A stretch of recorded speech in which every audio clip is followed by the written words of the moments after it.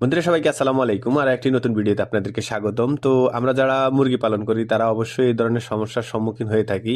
দেখা গেছে আপনার সময় মতো মুরগি ডিম পাড়ে না। তারপরে হচ্ছে যে আপনার 6 মাস 7 মাস 8 মাসও অনেক সময় মুরগির বয়স হয়ে যায় কিন্তু ডিম পাড়ে না আর কি। তো আমরা সাধারণত জানি যে হচ্ছে যে 5.5 মাস বা 6 মাসের ভিতরে মুরগি ডিম পাড়া শুরু করে।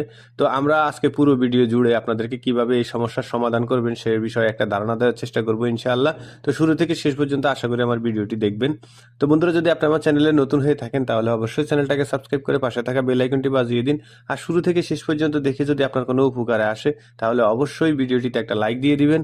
আর আপনার প্রশ্ন বা মূল্যবান কোনো মতামত যদি থেকে থাকে তাহলে কমেন্টে লিখতে পারেন, আমরা অ্যান্সার দেওয়ার চেষ্টা করবো ইনশাআল্লাহ। তো মূলত বন্ধুরা, আমরা আমাদের অবশ্যই জানতে হবে যে আসলে মুরগি কেন ডিম পাড়ে না সময় মতে।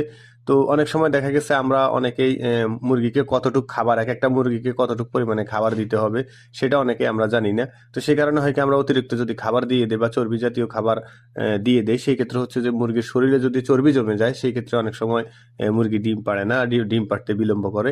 আর আরেকটা হচ্ছে যে আপনার যদি ভিটামিন, ক্যালসিয়াম বা মিনারেলসের অভাব থাকে মুরগির শরীরে, সেই ক্ষেত্রে হচ্ছে যে আপনার যদি শারীরিকভাবে দুর্বল থাকে মুরগি, সেক্ষেত্রে অনেক সময় আপনার ডিম পাড়তে বিলম্ব করে।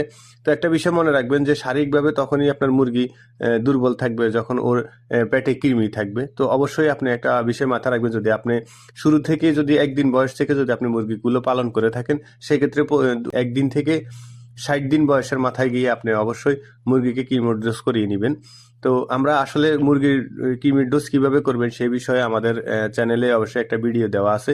আপনারা অবশ্যই ইচ্ছে করলে দেখে আসতে পারেন। আর সেখানে কিভাবে কৃমির ডোজ করতে পারেন সম্পূর্ণ বিস্তারিত বলা আছে। আর হচ্ছে যে আপনি অবশ্যই কৃমির ডোজ করানোর পরে ওকে জিঙ্ক, ক্যালসিয়াম, লিভার টনিক অবশ্যই দিবেন।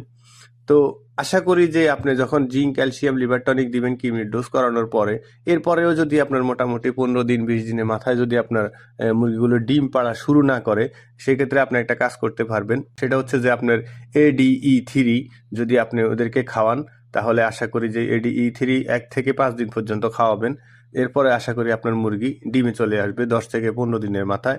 তো বন্ধুরা, আমাদের সাথেও এরকম হয়েছিল। আমাদের যে ফার্মি মুরগির যে বেচটা নতুন, এখানে আমাদের প্রায় 9টা মাদি আছে। আর হচ্ছে 2টা নর রাখছি আমরা, আর বাকিগুলো আমরা কিছু বিক্রি করে দিছি, কিছু খেয়ে ফেলছি। তো অলরেডি এদের বয়স প্রায় 6 থেকে 7 মাসের ওভার হয়ে গেছিল। তো ওভার হয়ে যাওয়ার পরে তখন ওই মুরগিগুলা ডিমে আসতেছিল না। তো আমরা মানে কি করলাম, তখন আমরা মুরগিকে কৃমির ডোজ করালাম। কৃমির ডোজ করানোর পরে সাথে সাথে আমরা লিভার টনিক, জিঙ্ক, ক্যালসিয়াম খাওয়ানোর পর থেকেই 2 দিন পর থেকে আমরা আবার এগুলাকে ADE3 দিছিলাম। আপনার দেওয়ার পরে 5 দিন দেওয়ার পর থেকে এর 10 দিনের মাথায় মোটামুটি আলহামদুলিল্লাহ আমাদের মুরগিগুলো ডিম পাড়া শুরু করছিল। তো প্রথম 1টা 2টা 3টা 5টা এরকম করে করে মাসাল্লাহ এখন আমাদের মুরগিগুলা 9টা মাদির মধ্যে 9টা মাদি ডিম পাড়ে, মানে আমরা 100% ডিম পাচ্ছি আর কি। তো যাই হোক, আশা করি আপনারা বিষয়টা বুঝতে পারছেন। আর এভাবে কাজ করলে আশা করি আপনাদের মুরগিগুলো ডিম পাড়া শুরু করবে। তো অবশ্যই ভিডিওটিতে একটা লাইক দিয়ে দিবেন, আর চ্যানেলটিকে অবশ্যই যদি এখনো সাবস্ক্রাইব না করে থাকেন আশা করি সাবস্ক্রাইব করে দিবেন। তো ভালো থাকবেন, সুস্থ থাকবেন, দেখা হবে নেক্সট কোনো ভিডিওতে। আসসালামু আলাইকুম ওয়া রাহমাতুল্লাহি ওয়া বারাকাতুহু।